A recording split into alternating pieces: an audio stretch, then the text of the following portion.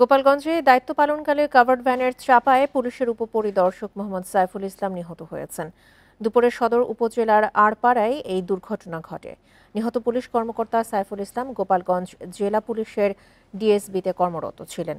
গোপালগঞ্জ সদর থানার ওসি মীর মোহাম্মদ সাজিদুর রহমান জানান, এসআই সাইফুল ইসলাম আড়পাড়ায় অনুষ্ঠিত ওলামা দলের কর্মী সম্মেলনে দায়িত্ব পালন করতে গিয়েছিলেন। রাস্তার পাশে মোটরসাইকেল রেখে গোপালগঞ্জ টেকেরহাট আঞ্চলিক মহাসড়ক পার হওয়ার সময় দ্রুতগামী একটি কাভার্ড ভ্যান চাপা দিলে ঘটনাস্থলেই নিহত হন তিনি। দুর্ঘটনার পরে কাভার্ড ভ্যান নিয়ে চালক পালিয়ে যায়।